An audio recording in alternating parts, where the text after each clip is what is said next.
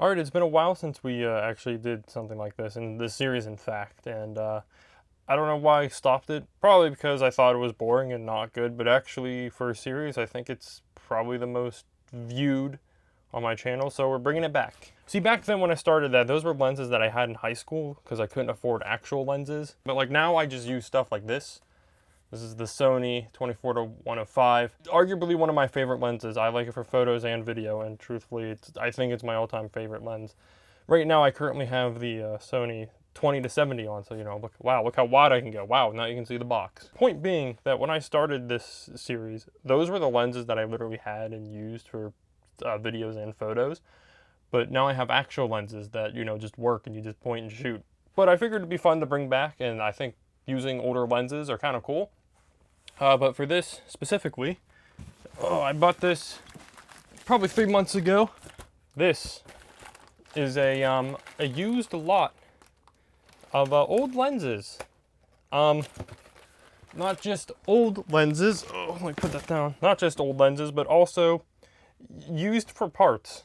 So some of these lenses don't work, and they honestly look like complete trash. I know usually it had like a price point for some of them, and I would rate the condition that they were in, you know, if they're a little scuffed up or whatever. But these, if I paid $10 for like 12 of these. So the first one that we're going to look at is this here. This is the Tamron 18-270. Here we go. Can't wait to pronounce things wrong already. Piezo Drive VC. Piezo Drive, Piezo Drive, whatever. I think part of the reason why this was also kind of entertaining for me is to see how bad I would pronounce things. So that's going to continue, by the way. This is also the Di2, if I'm not mistaken. I think that's usually, I think, how Tamron does. Like if there's another iteration of a lens, they'll use Di. Or maybe Ri or Rx, I think is like how they do the Sony ones. You'll notice I'm treating this not the best, and that is because, well, the lens is pretty busted. You can see down here is where, you know, you're supposed to stop. Yeah, this kind of ignores all physics, and getting, this to work kind of looks wrong, but I did get the aperture to work while screwing around with it slightly. Usually I think I would start this and I would use the lens for probably who knows how long, and then, you know, come back and give a review. This is my first time using it, so now I'm just gonna take it out for a bit. I'm gonna put it on the Sony R5. So really beefed up camera, so it should probably get the kind of the best you possibly can out of a lens like this. And yeah, I'll come back and I'll give just a quick review about it, tell you what I like and don't like. Obviously, you know, I'm not gonna judge it more or less on it being busted and not working, but more or less the quality of it kinda, and just how it functions as a normal, you know, I mean, it is an f3.5-6.3. You're not going to get the best blur. But hey, you know, I don't know how much a lens like this is. I'll try to find like an average price like on eBay or something. But like I said, this is probably junk now because it's broke. I should mention too, since a lot of people asked about the other ones, is what kind of mount these are. This one specifically an EF mount for Canon. So, and it...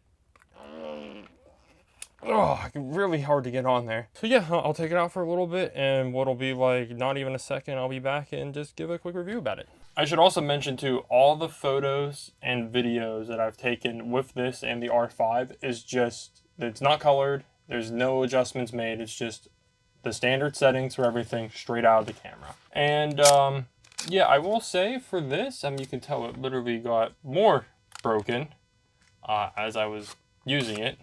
It's almost like one of those collapsible batons from like Fallout. Like, yeah, I feel like this is not how you should use a lens. There you go. With that being said, surprisingly, I was very shocked by the quality of that this can produce. I mean, you could tell it's definitely not made, or at least I don't think it's made for a full frame camera, because there's a huge vignetting around the whole thing. And I noticed too in some of the photos, more or less the video, that with this, there's like a very slight haze, I would describe it, around it on everything.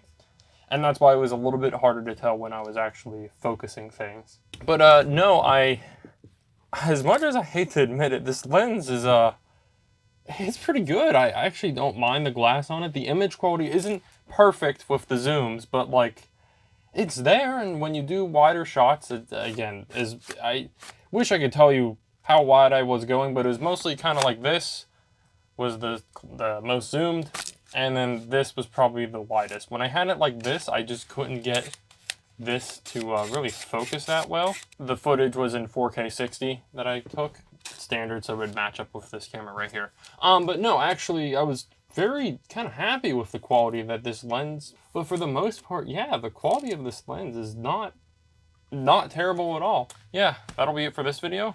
Let me know what you guys think. Yeah, but yeah, also with this being the most viewed series, it's also the most disliked series.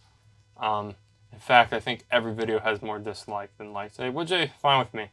Like I said, I'm doing this because it's more or less entertaining for me to see how something that is completely broken and busted can still actually, you know, perform quite nicely with modern age cameras. But I mean, some of the lenses, like I said, if you wanted to get that older classic look, you know, and maybe you're just on a budget and you want a lens to shoot with, that's kind of fun.